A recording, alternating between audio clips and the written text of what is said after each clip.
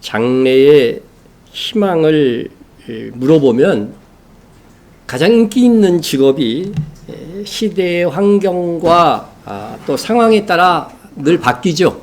바뀌는데 지금은 코로나 때문에 좀 바뀌긴 했지만 1위가 운동선수래요. 근데 2015년부터는 이렇게 보면은요, 조사에서는 우리나라 1위가 연예인이었습니다. 연예인. 한국 아이들의 장래의 희망이 연예인. 다른 사람에게 많은 곽강을 받고 인기를 누리는 거, 그것이 부러웠던 거죠. 운동선수도 사실은 스타가 되어가지고서 많은 사람으로부터 인정받고 싶어하는 열망이 있는 거죠. 이렇게 사람들의 마음 속에는 다른 사람으로부터 인정받고 싶어하는 마음이 있습니다. 여러분도 그렇습니까? 그래서 사람들이 나한테 관심을 안 가져줄 때 상처를 받아요. 왜 이 많은 청소년들이, 어린이들이 연예인이 되려고 하는가? 인기를 누리고 싶어서 그렇습니다. 그런데 오늘 본문을 보면 예수님의 공생애를 시작하기 직전에 유대의 모든 사람들로부터 인기를 누리고 있었던 한 인물이 있습니다. 그가 바로 세례 요한입니다. 당시 그의 인기는 절정에 다다랐습니다. 백성들이 바라고 기다림으로 모든 사람이 이 요한을 혹 그리스도인가 심중에 생각하니, 예루살렘과 원유대의 각계각층의 사람들이 요한에게 나왔습니다. 요한이 회개하라, 천국이 가까웠느냐를 외쳤습니다. 그리고 요한이 외치는 회개의 복음을 듣고 자기의 죄를 고백하기 시작했어요. 그리고 그 회개의 증거로 요단강에서 물로 세례를 사람들이 받기 시작했습니다. 그의 설교는 울리는 꽹과리가 아니었습니다. 능력이 있었습니다. 사람들의 마음에 힘금을 울렸습니다. 그리고 가난한 자도, 세리도, 군인들도 나와서 우리가 무엇을 해야 하리까 하고 그에게 질문을 했습니다. 그리고 그들의 삶 속에 구체적인 변화가 따라왔습니다. 이 엄청난 사건과 사람들의 변화를 바라보면서 사람들은 혹시 저 세례를 주는 요한이라고 하는 자가 그리스도가 아닌가. 그리스도는 구약 히브리어로 하면 메시아죠. 메시아가 아닌가 그렇게 생각한 것입니다. 그래서 사람들은 만날 때마다 야, 요한이 혹시 메시아 아니야? 이 문제를 가지고 논의를 하기 시작했습니다. 여보게 나는 저 요단강에서 세례를 베푸는 요한이 메시아라고 생각하는데, 또 어떤 사람은 말합니다. 글쎄 그렇게 많은 사람들이 그에게 나오고 그 앞에서 회개하고 세례를 받는 것을 보면 메시아 같기도 하고, 또 어떤 사람들은 아니야, 말라기 선지자가 예언하기를 메시아가 오기 전에 엘리야가 온다고 했어. 아직 엘리야가 안 왔기 때문에 저 요한은 메시아일 수가 없어. 이렇게 말하는 사람들도 있었던 것입니다. 아무튼 세례 요한은 그렇게 그리스도가 아닌가 생각할 정도로 인기 절정에 이르렀습니다. 모든 유대인들이 관심을 보이고 있었습니다. 모든 사람들이 그 세례 요한의 언행을 주시하고 있었어요. 그런데 그는 이렇게 외쳤습니다. 그가 뭐라고 외쳤는지 16절을 보면 요한이 모든 사람에게 대답하여 이르되 나보다 능력 많으신 이가 오시나니 나는 그 신발끈 풀기도 감당하지 못하겠노라. 나는 메시아가 아닙니다. 나는 강야에서 외치는 소리일 뿐입니다. 나를 주시하지 마세요. 나에게 관심을 두지 마세요. 나를 바라보지 마세요. 나에겐 아무 능력이 없습니다. 그래서인지 이 세례 요한은 실제로 기적이나 이런 것들을 다른 선지자처럼 행하지 않았어. 내 뒤에 있는 분이 계신데, 내 뒤에 이제 곧 나타나실 분이 있는데 그분이 그리스도이십니다. 그분이 메시아이십니다. 나보다 능력 많은 시가 오십니다. 그분은 나보다 능력이 많으신데 그분과 나를 비교하려고 한다면 이 정도입니다. 그분의 신발끈 풀어드릴 수조차 없는 나는 종입니다. 이 시대에는요, 주인이 또 혹은 손님이 자기 집에 오면은 종이 와서 신방끈을 이렇게 풀어줬어요. 그거 지가 풀면 되는데. 한데 종이 하는 일이었어요. 그런데 세례 요한은 메시아가 오시면, 그리스도가 오시면 나는 그 신발을 끈을 풀어주는, 집안에 들어가라고 신발을 끈을 풀어주는 그런 일을 감당하는 종조차 안 된다는 거예요. 그것도 가분하다는 거예요. 네? 나를 그리스도로 보지 말고 내 뒤에 오시는 그리스도는 그렇게 위대하신 분이니까 그분께 집중하라고 말하는 것입니다. 자기 뒤에 오시는 예수, 자기보다 능력이 많으신 예수, 그 예수님을 사람들에게 소개하는 것, 그것이 바로 세례 요한의 임무였던 것입니다. 그가 바로 오리라 한 뭐예요? 엘리야였던 거죠. 저와 여러분이 왜 이 땅에 살아야 됩니까? 길과 진리요 생명이신 예수를 다른 사람에게 소개하기 위해서입니다. 먹고 사는 것 때문에, 세상의 쾌락 때문에 예수를 잊고 사는 많은 사람들에게 다시 한번 그 예수를, 그리스도를 바라보도록 하기 위해서라고 하는 것입니다.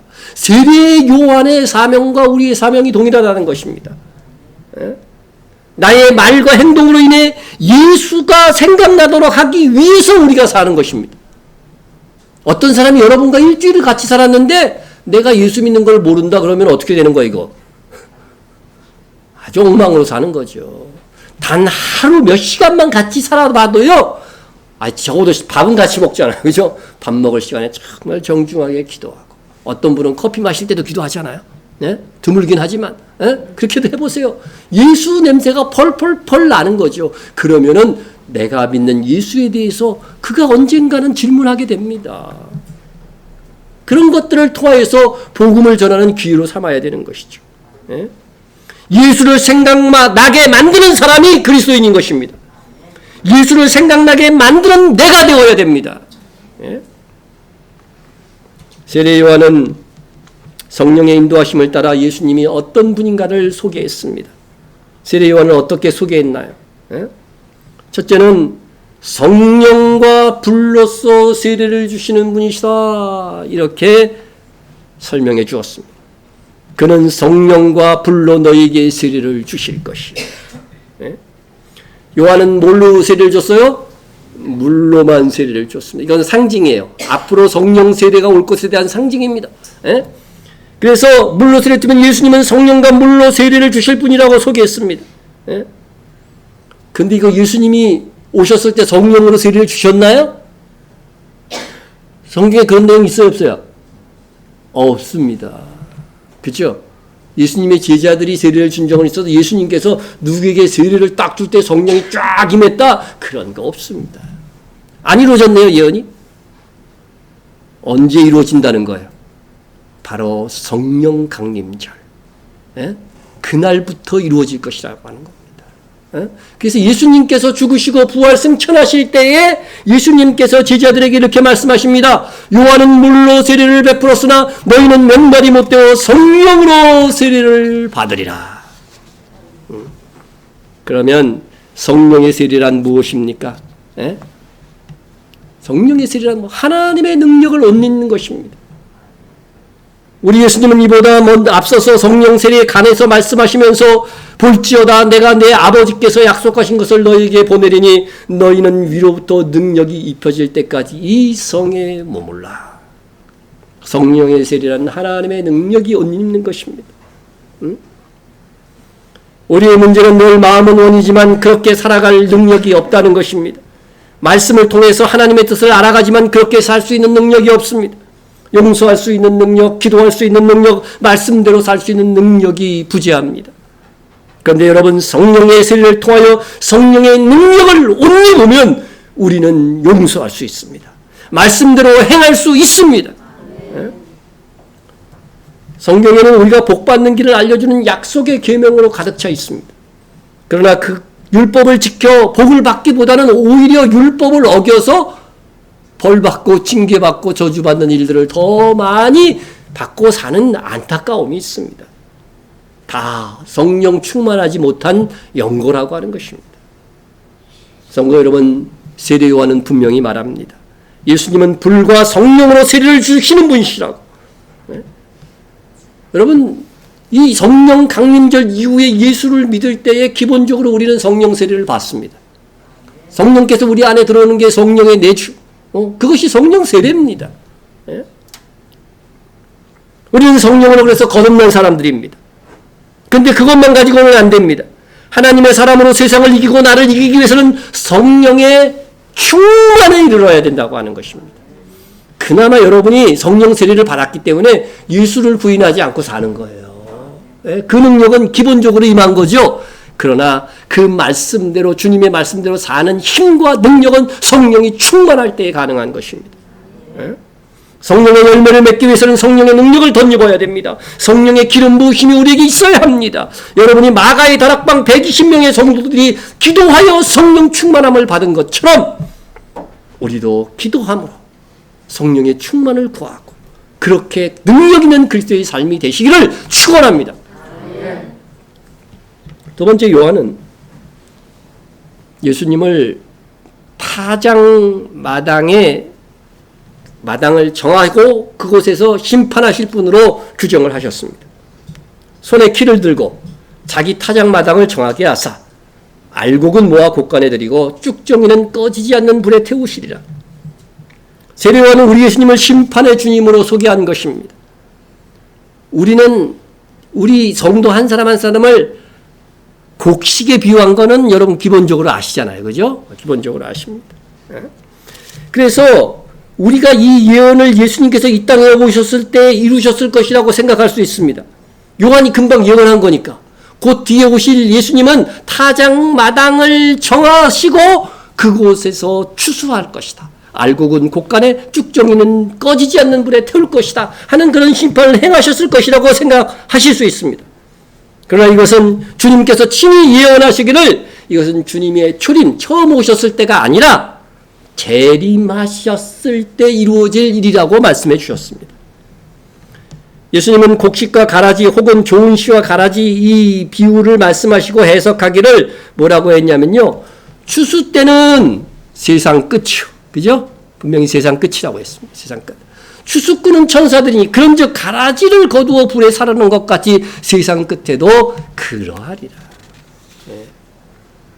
세례 요한이 예수님에 대해서 예언한 추수 때 타작 마당에서 일어나는 알곡은 모아 곳간에 들이고 쭉정이는 꺼지지 않는 불에 태우는 것과 같은 심판 사역은 세상 끝에 있을 일이라고 예수님께서 친히 말씀하시고 하늘로 가신 것입니다. 세례 요한이 곧 등장하신 예수님의 사역을 예언함에 있어서 아니 예수님 곧바로 행할 거 그걸 예언하면 좋잖아요. 그죠? 그러면은 예수님의 예언이 정말 세례 요한이 했던 예수님에 대한 예언이 이루어졌구나 그렇게 생각할 거 아닙니까? 예? 그런데 예수님이 죽으시고 부활 승천하신 후 2000년이나 지나서 다시 오실 그리스도께서 이루실 일을 이때에 예언했다고 하는 이 사실이 여러분 놀랍지 않습니까? 예? 저는 참 이 예언이 신기하고 독특하다고 생각했습니다. 이제 곧 오셔서 예수께서 하실 일을 예언했다면 세례 요한의 인기는 더욱더 올라갔을 것인데 더욱더 신뢰감을 세례 요한에 대해서 가질 수 있을 것인데 세례 요한의 예언은 예수님에 대한 이 예언은요 예수님께서 살아있을 때에도 세례 요한이 살아있을 때에도 이루어지지 않았습니다. 지금까지도 성취되지 않고 있습니다.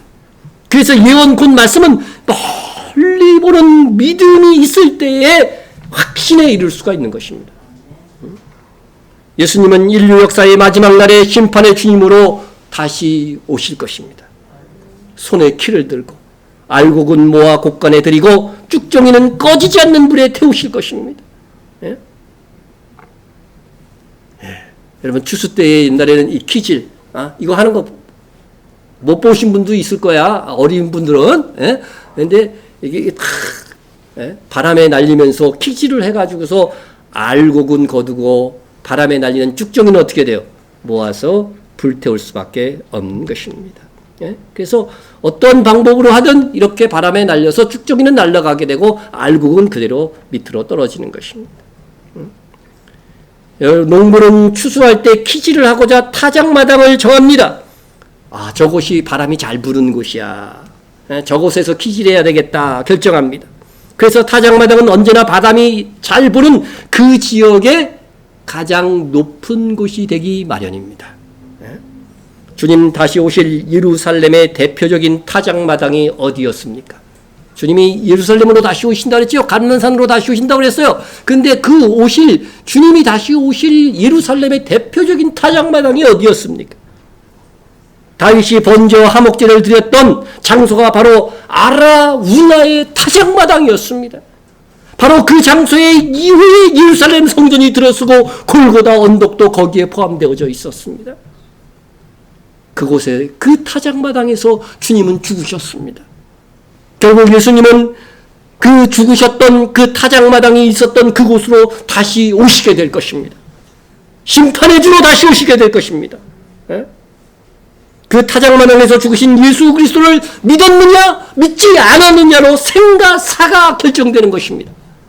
그리고 예수님을 믿었어도 얼마나 잘 믿었느냐에 따라서 그냥 보통 곡식이냐 알곡이냐 결정될 것입니다.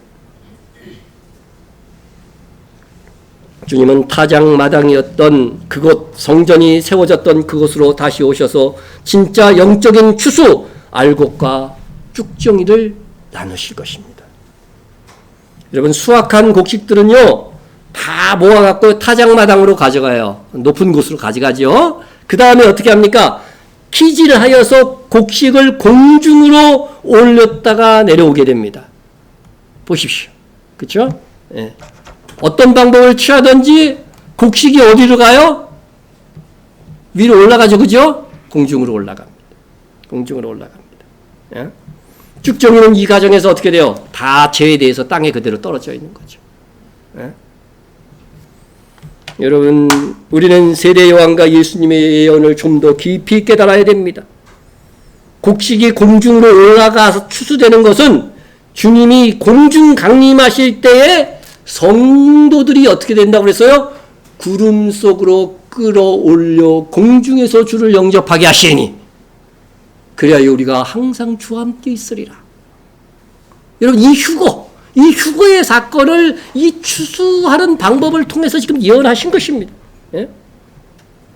성도의 휴거 후에 지상에서는 본격적인 가라지를 태우는 기질이 시작될 것입니다. 그러나 하나님은 사랑의 하나님, 다시 한번 기회를 주시는 하나님, 그런 하나님이십니다.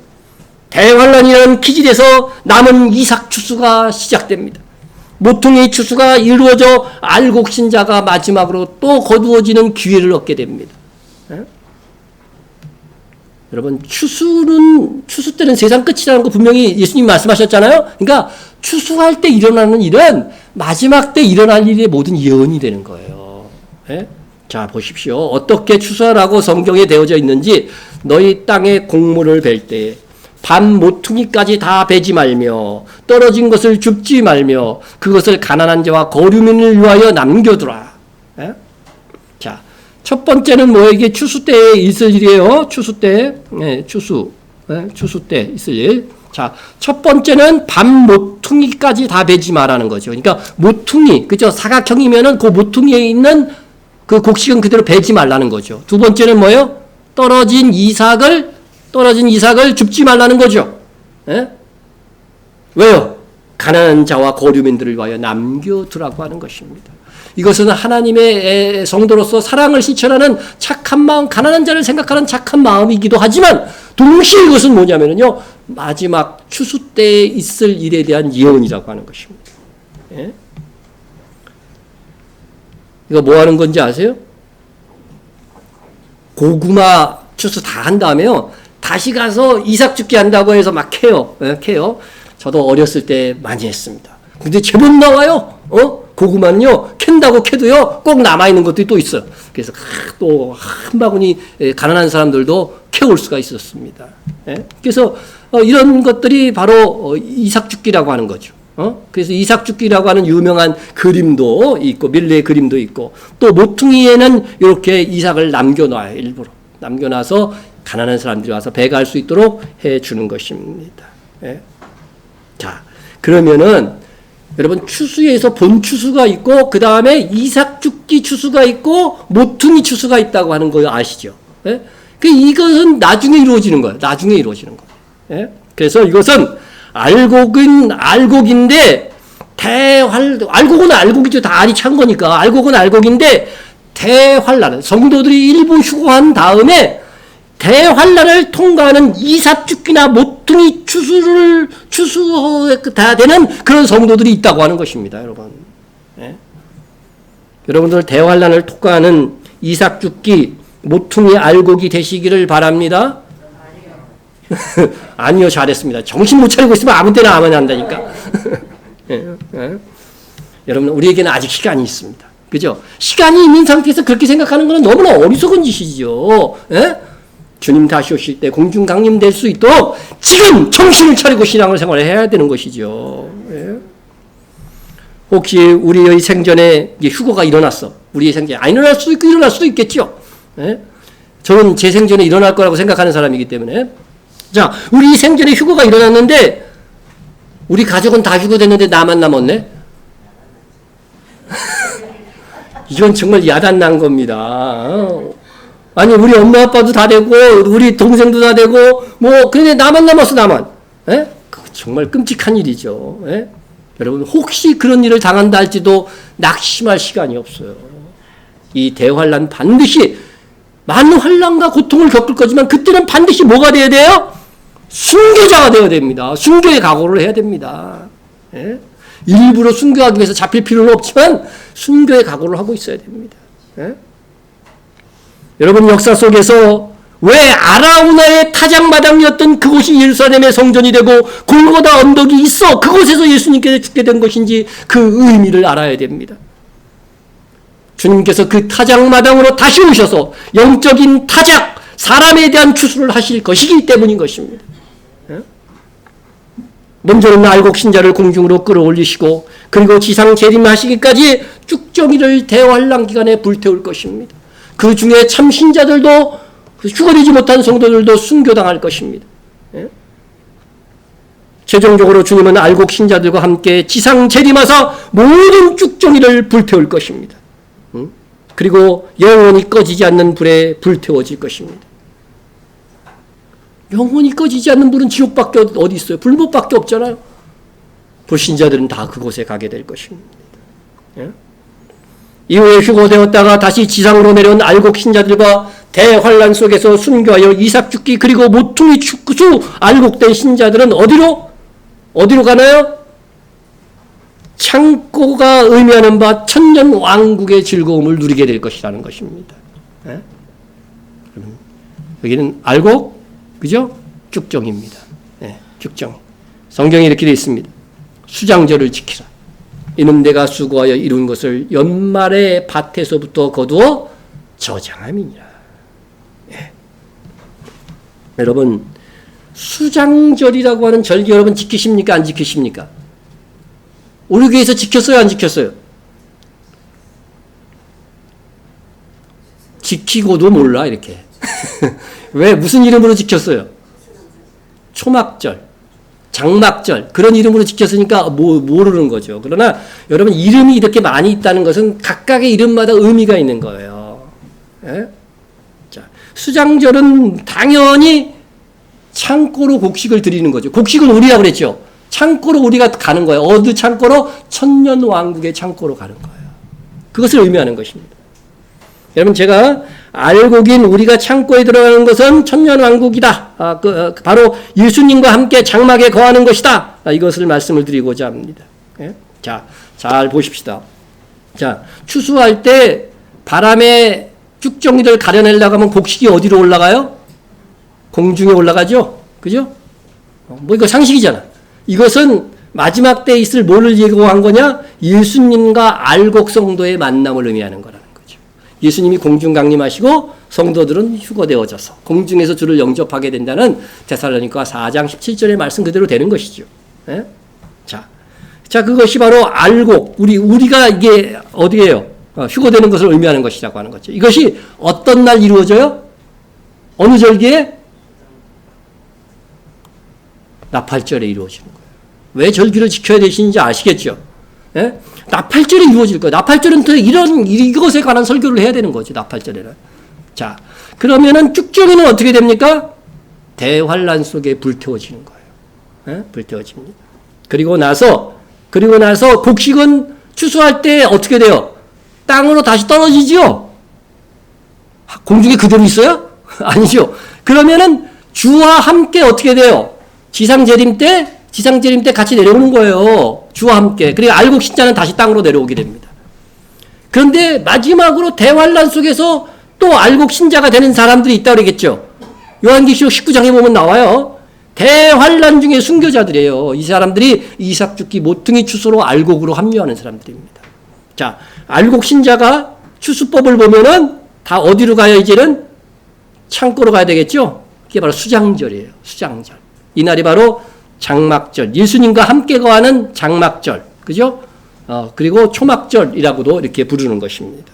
그래서 이때가 바로 이것은 이 절기를 통해서 천년왕국과 새하늘과 새 땅을 다 의미하는 겁니다. 그래서 천년왕국 때 초막절을 지킬 것이라고 하는 것이 스가랴서 14장에 그래서 나오게 되는 것입니다. 제가 나팔절쯤 해갖고 장막절쯤 해서 이걸 다시 한번 여러분한테 질문할 때는 대답이 척척 나오셔야 됩니다. 자, 여러분 구약의 율법의 단순해 보이는 이러한 추수에 대한 규정들이 다 예수 그리스도에 대해서 말하는 것이며, 예수님이 직접 그랬잖아요. 다 나에 대해서 대한 말이라고. 구약성경의 모든 기록은. 예수 그리스도에 대해서 말하는 것이며 예수님께서 이루실 구속사를 예언하는 말씀이었던 것입니다. 마지막 때는 다니엘서 12장에 보면은요, 이러한 해석과 이러한 지식들이 막 발전해 나갈 거라고 그랬어요. 이거 과거에 깨닫지 못했던 말씀들입니다. 그러나 오늘 이 시대에 하나님께서 많은 성도들에게 깨닫게 하시는 말씀의 선포들이 깨어있는 목사들을 통해서 선포되어지고 있는 것입니다, 여러분. 예수님께서 알곡 신자들에게 하신 말씀을 미리 비유로 말씀하셨습니다. 그 주인이 이르되 잘하였도다. 착하고 충성된 종아. 내가 적은 일에 충성하였으며 내가 많은 것으로 내게 맡기리니 내 주인의 즐거움에 참여할지어다. 여러분, 많은 것을 맡긴다는 것은 무엇입니까? 우리가 주와 함께 왕노를 한다고 그랬으니까 내가 다스릴 고을들을 더 많이 맡게 되는 것을 의미하는 것이고, 내 주인의 즐거움에 참여한다는 것은 무엇입니까? 천년 왕국이 예수님과 함께 결혼의 삶, 혼인잔치의 즐거움을 누리는 아름답고 쾌락하고 즐거운 삶이 될 것을 말씀하시는 것입니다. 내 주인이 누구예요? 우리의 신랑 되신 예수님이시지 않습니까? 이 세상에서는 알곡과 쭉정이는 쉽게 구별되지 않습니다. 모두가 껍질을 갖고 있기 때문입니다. 알곡도 쭉정이도 다 똑같아요. 껍질이 똑같아. 그런데 그 안에, 껍질 안에 무엇이 들어있는가, 또 아무것도 들어있지 않는가로 결정이 될 것입니다. 사실 교회 안에서도 껍질만 봐서는 구별이 안 됩니다. 문제는 속입니다. 속. 그 사람 속에 예수님의 생명이 있느냐 없느냐 하는 것입니다. 그 사람 속에 예수를 믿어 성령께서 내주하고 있느냐 아니냐, 그것으로 인해서 뭐가 결정되는 거예요? 그 사람의 구원이 결정되는 거잖아요. 너희 죽을 몸도 살리시리라 그랬잖아요, 분명히. 아무리 여러분이 교회를 다녀도 아무리 봉사를 해도 예수님의 생명이 여러분 안에 있다면 여러분은 알곡이 아니고 쭉정이인 것입니다. 그래서 이 세상에서 알곡과 쭉정이는 구분하기는 쉽지 않습니다. 그 껍질 안에 예수 생명 플러스 말씀, 그리고 성령 충만하면 더 알찬 곡식이 될 것입니다. 그러면 언제 알곡과 쭉정이가 완전히 구별됩니까? 추수 때. 그죠? 추수 때. 주님 다시 오실 때입니다. 주님께서 다시 오실 때 이 모든 것이 완벽하게 드러날 것이지만 우리가 세상 살 동안에도 중간 추수가 있습니다. 중간 추수가 있습니다. 특별히 삶의 위기 상황 속에 처하게 되면은요, 이 사람이 예수의 생명이 있는 사람인가 없는 사람인가가 분명하게 드러납니다. 예수 생명이 없는 사람은 낭망하고 세상적인 방법으로 위기를 극복하고자 합니다. 손에 키를 들고 바람을 일으켜보면 알곡은 밑으로 떨어지지만 쭉정이는 더 멀리 나가 떨어져 버리는 것입니다. 마찬가지로 심판의 바람 앞에 알곡과 쭉정이는 여지없이 구분됩니다. 여러분, 불못 지옥이 어떤 곳입니까? 불이 있는 곳인데 그곳의 특징은 꺼지지 않는 불이 있다고 되어 있습니다. 그곳에서 사람에게 그 불이 고통을 줘요. 고통을 줘. 지옥에서 고통을 주지만 그 사람을 죽인다고 되어 있어요? 안 죽이는 것입니다. 여러분, 화상의 고통을 아십니까? 조금만 뒤였어도 얼마나 오래 가요, 그 고통이. 에? 그런데 그와 같은 고통은 주지만 뭐는 안 줘요? 죽음은 안 줍니다. 이 세상에서는 너무 큰 고통이 오면 어떻게 돼요? 우리의 몸이 반응해서 쇼크로 기절하잖아요. 그래서 그 고통을 잠시 면하게 하고 다시 일어나게 하잖아요. 그런데 기절도 없어. 영원한 불못에는 기절도 없다니까요. 그 고통을 그대로 다 당하는 것입니다. 우리는 그래서 지옥을 두려워해야 됩니다. 우리가 예수님을 믿는 것은 궁극적으로 하나님의 나라의 영광과 행복을 바라보기 때문입니다.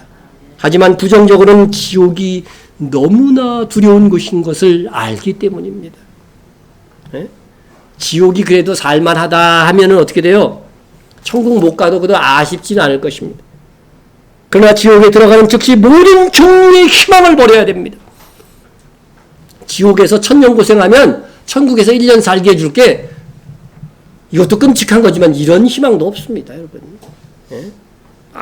아무런 소망의 빛이 없는 곳입니다. 영원토록 불못의 고통이 있는 거 한번 상상을 해보세요. 상상을 해보세요. 그래서 우리는 자주는 아닐지라도 가끔은 지옥을 생각해 봐야 돼요. 그래야 정신이 부드럽 듭니다. 예? 그래서 주님께서 말씀하십니다. 몸은 죽여도 영혼을 능히 죽이지 못하는 자들 두려워하지 말고. 누가 내 목에 칼을 대고 죽이려면 어우 두렵지요. 장난으로 그랬는데도 선을 하더라고요. 예? 하지만 오직 몸과 영혼을 능히 지옥에 멸하실 수 있는 이를 두려워하라. 여러분, 지옥이 어떤 곳이라는 것을 알면은 이 두려움이 정말로 내게 실감이 되는 거죠. 예? 예, 세례 요한은 우리 예수님을 마지막 날에 알곡과 쭉정이를 구별하시는 심판의 주님으로 소개하고 나서 그리고 나서 그는 좋은 소식을 전했습니다. 예? 누가는 세례 요한에 대한 여러 가지 사역을 말하면서 그의 사역을 한마디로 이렇게 규정했습니다. 또 그 밖에 여러 가지로 권하여 백성들에게 좋은 소식을 전하였으나. 좋은 소식은 한문으로 하면 뭡니까? 복음이죠. 그죠? 복음. 예. 여러분, 복음은 하나이면서도 그것을 각 사람의 삶에 적용할 때는 다양하게 적용이 됩니다. 여러분, 회개하라고 했지만 군인들은 회개했다는 증표로 요구하는 것이 세례요한이 달랐어요. 세리에게 또 달랐어요. 예? 그리고 3장 7절에 누가복음 3장 7절에 보면은 말씀을 무시하고 받아들이지 않는 자들을 향해서 뭐라고 했냐면 독사의 자식들아 누가 너에게 일러 장차올 진노를 피하라 하더냐. 예? 여러분, 또 이 말씀이 있습니다. 이미 도끼가 나무 뿌리에 놓였으니 좋은 열매 맺지 아니하는 나무마다 찍혀 불에 던져지리라. 여러분, 이런 선포가 좋은 소식 같습니까? 예? 세례 요한의 외침은 사람들의 듣기에 결코 좋은 말이 아니었습니다. 하지만 이것이 강력하게 그 사람들의 마음에 꽂힐 때 이것은 바로 복음이었다고 하는 것입니다. 예? 죄를 깨닫게 하고 죄에서 돌이키게 하는 것이 좋은 소식입니다. 물론 우리는 이왕이면 서로에게 좋은 말을 해야 됩니다. 좋은 말을 해야 성공합니다. 그러나 세상에는 아부하는 말이 많습니다. 상업적 수단으로 그렇게 하는 것입니다. 네? 낸시 오스틴이라고 하는 부인이 라스베가스에서 그 옷 판매로 아주 부자가 된 사람이에요. 네? 그런데 어떤 수단으로 그가 부자가 됐냐면요. 옷 사이즈가 있잖아요. 그죠? 굉장히 뚱뚱한 여자가 왔어. 그런데 빅사이즈 그러면 기분이 어떨까요? 네. 그래서 뚱뚱한 여자를 퀸 사이즈라고 그랬어. 여왕형이다. 듣기에 좋아요, 안 좋아요? 네? 이런 분이 퀸 사이즈입니다. 여기에 해당되시는 분이 있습니까? 네. 그러니까 그거보다는 뚱뚱하지만 조금 덜 뚱뚱해. 그런 사람들은 코켓 사이즈라고 해서 요요명이래. 네. 네. 사진으로 보면 한 요 정도 될 겁니다. 요염에 보입니까? 그 다음에 보통 체형, 프리티 사이즈라고 해갖고 예쁜 형이다 이거죠. 예. 이렇게 아주 모두가 그죠? 들어서 좋은 말로 그 체형 사이즈를 이렇게 얘기를 해가지고서 이 가게가 최고로 많이 팔려갖고 요즘도 이거 사용하는 데 있죠, 그죠? 이렇게 사이즈를 부르는 데가 있습니다. 예. 여러분, 듣기 좋은 말로 고객들의 마음을 사서 상업적으로 성공한 것입니다. 그러나 상대방이 듣기 좋은 말을 한다고 해서 그것이 좋은 소식이냐? 착각을 불러일으키게 한다는 거죠. 예? 늘 큰 사이즈네요. 이러면은 맨날 자기 여왕인 줄 알 거 아니에요. 그죠? 예.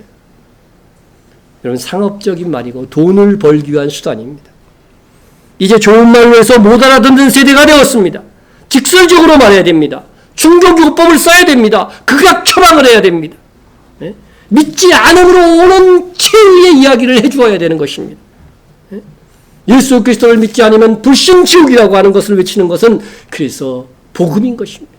좋은 소식입니다. 세례요한 거칠지만 직설적인 복음을 전했습니다. 그로 인해서 그거는 결국 어떻게 돼요? 옥에 갇히고 급기야 그들에 의해서 목이 잘려서 죽었으나 그는 사람들을 그리스도께로 인도한 아름다운 사람이었습니다. 우리도 좋은 말보다 때로는 그들이 듣기 싫어할지라도 그들에게 불편한 복음을 전할 줄 알아야 됩니다. 우리는 무엇을 하든지 누구를 만나든지 이 세대의 세례 요한이 되어서 좋은 소식을 전해야 합니다. 구약성경에 보면은요, 세례 요한이라는 사람이 등장할 것이라고 하는 예언이 되어 있어요. 예언이 되어 있습니다. 예? 예수님께서 친히 구약성경에 오리라 한 엘리야가 누구라고? 세례 요한이라고 해석까지 해주셨습니다. 예? 이 예언은 이사야 40장 1절과 5절, 말라기 4장 4절과 5절에 나옵니다. 예?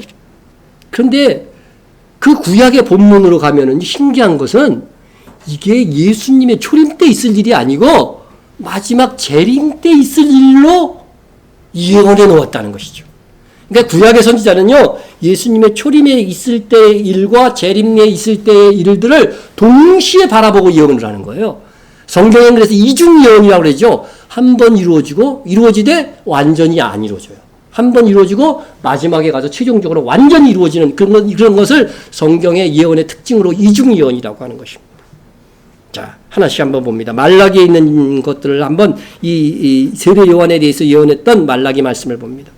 보라, 크고 두려운 날이 이르기 전에 내가 선지자 엘리야를 너희에게 보내리니 그가 아버지의 마음을 자녀에게 돌이키게 하고 자녀의 마음을 그들의 아버지에게로 돌이키게 하리라. 돌이키지 아니하면 두렵건대 내가 와서 저주로 그 땅을 칠까 하노라 하시니라.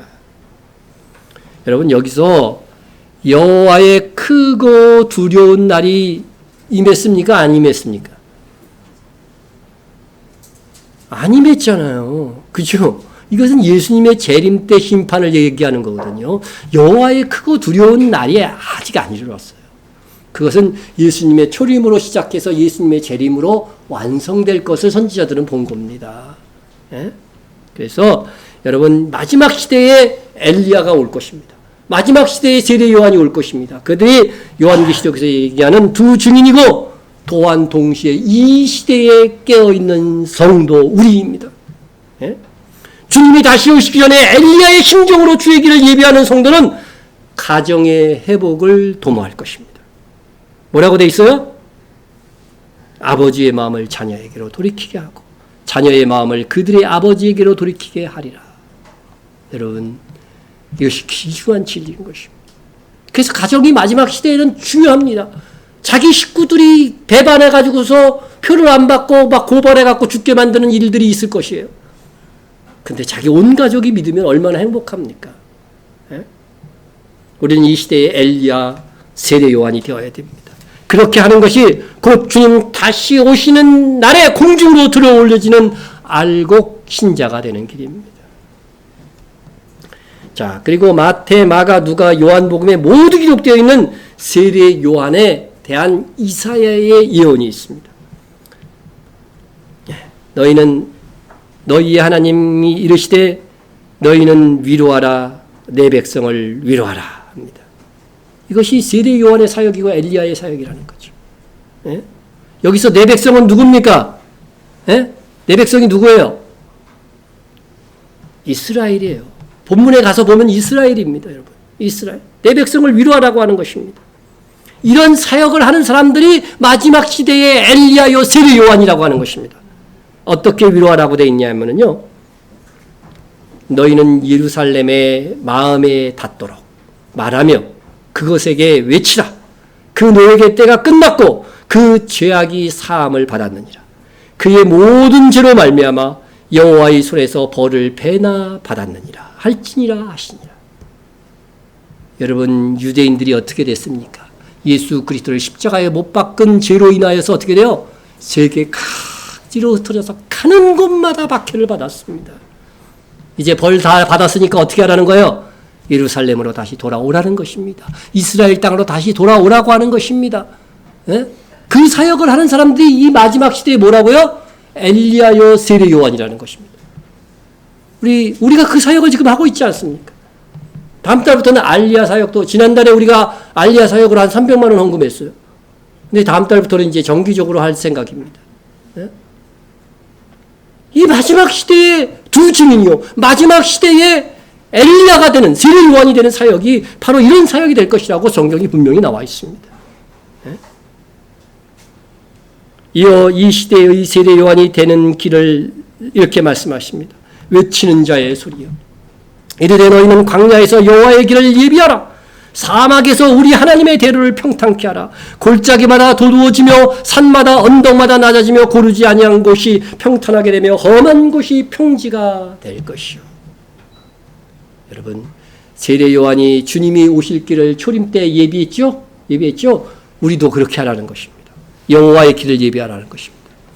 여호와라고 예수님이 아닌데 이렇게 얘기할지 모르지만 신약 성경에 이 여호와는 다 예수님에 적용했어요. 그죠? 예, 주의 길을 예비하라고 그 예언이 그대로 복음서에 옮겨져 있습니다, 여러분. 예, 그러니까 예수님이 오시기 위해서 이루어져야 될 일들이 있죠. 그것을 추진하라는 것입니다. 그것이 바로 주님이 오실 길을 평탄하게 하는 사역이라고 하는 것입니다, 여러분. 그래서 땅 끝까지 복음이 전파되어야 누가 오신다고 돼 있어요? 예수님이 오신다고 되어 있습니다. 그래서 선교하는 교회, 땅끝까지 복음을 전하는 교회들이 이 시대의 세례 요한이라고 하는 것입니다. 예? 우리가 외쳐야 될 소리인 것입니다. 예?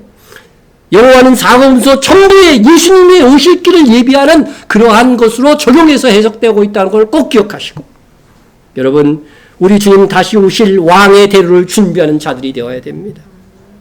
어떻게 하는 것이 주의 오실 길을 준비하는 것일까요? 땅끝까지 복음을 전하는 것입니다. 이사야 40장의 말씀처럼 내 백성 이스라엘을 위로하는 일을 하는 것입니다. 다시 그 백성이 고토인 이스라엘 예루살렘으로 돌아가도록 돕는 사역을 하라고 하는 것입니다. 예? 우리가 이렇게 하는 것이 작지만요, 이 세대의 세례 요한이요 엘리야의 사역에 동참하는 것입니다. 예? 이렇게 우리가 주의 길을 준비하는 사역을 하면 그 결과 이사야 선지자는 어떤 일이 벌어질 것이라고 말씀했느냐면요, 여호와의 영광이 나타나고 모든 육체가 그것을 함께 보리라. 이는 여호와의 입이 말씀하셨느니라. 무엇에 대한 예언입니까? 여호와의 영광, 다시 주의 영광이 나타난다는 것. 예수님께서 영광의 주로 다시 오실 것이라고 하는 것이고 모든 육체가 그것을 볼 것이라고 하는 것입니다. 예? 여러분, 누가복음 3장 6절에서는 모든 육체가 하나님의 구원하심을 보리라 함과 같으니라. 그런데 누가복음 3장 6절에 신기하게 뭐를 생략했어요? 예? 여호와의 영광이 나타나고 이 부분을 생략했죠? 생략했습니다. 이것은 언제 이루어질 일이기 때문에? 재림 때 이루어질 일이기 때문에. 모든 육체가 예수님을 다 봤죠? 예? 그러나 마지막 때에는요, 여호와의 주의 영광이 나타나면서 모든 육체가 보게 될 것이기 때문에 누가복음 3장 16절에서는 생략했지만 주님 다시 오실 때는 이 이사야의 예언이 전체적으로 다 이루어지는 거죠. 예? 계시록 1장 6절 7절에 이렇게 말합니다. 그에게 영광과 능력이 세세토록 있기를 원하노라. 여호와의 영광이 나타납니다. 예수님의 영광이 나타날 것입니다. 아멘. 볼지어다 그가 구름을 타고 오시리라. 각 사람의 눈이 그를 보겠고 모든 육체가 본다는 말입니다. 그를 찌른 자들로 볼 것이요 땅에 있는 모든 족속이 그로 말미암아 애곡하리니 그러하리라. 아멘. 네. 여러분, 이사야의 예언은 계시록 1장 6절 7절이 이루어질 때 온전히 이루어지게 될 것입니다. 네. 우리는 주님께서 영광 중에 다시 오실 길을 준비하는 자가 되어야 됩니다. 오순절의 성령 강림은 바로 이 사역을 돕기 위한 임하심이었습니다. 예수님께서 승천하시고 처음으로 맞이한 오순절은 보리 농사를 완료하는 거예요. 그래서 맥주 감사절이라고 합니다. 그렇지만 이날 동시에 뭐를 드리냐면은 밀추수의 첫 열매를 드리는 겁니다. 예?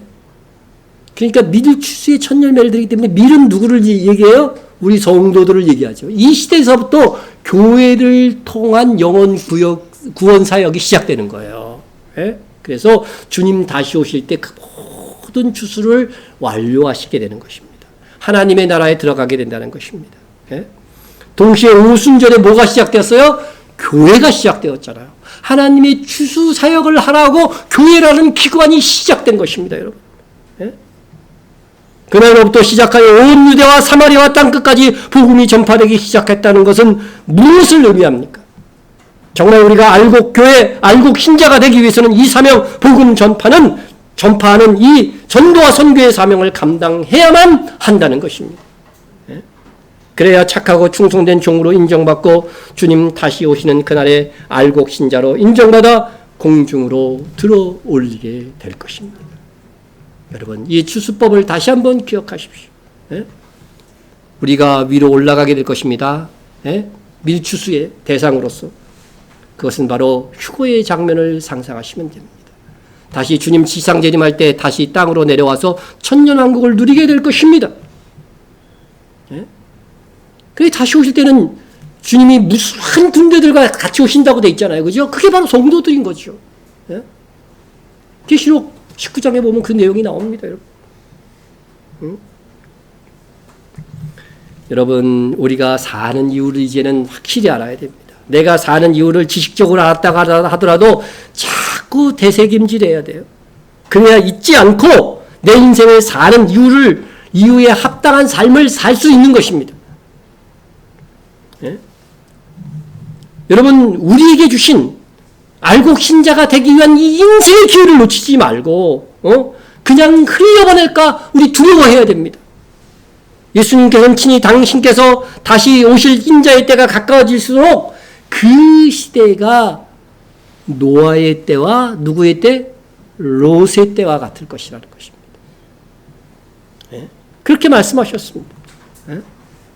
인자의 때는 노아의 때와 롯의 때와 같을 것이다. 그 시대는 어땠습니까? 한쪽에서는 노아 시대 때 보면 한쪽에서는 하나님의 말씀에 순종해서 뭐를 짓고 있었어요? 방주를 짓고 있었어요. 방주를 짓고 있었어요. 그런데 또 한쪽에서는 시집가고 장가가고 집 사고 팔고 그런 일에 정신이 팔려갖고 하나님의 일에는 관심이 없는 거죠. 예? 여러분들 다 그 일은 하잖아요. 그죠? 하지만 뭐예요? 뭐에 관심이 있어요, 우리에게? 하나님의 일에 관심이 있잖아요.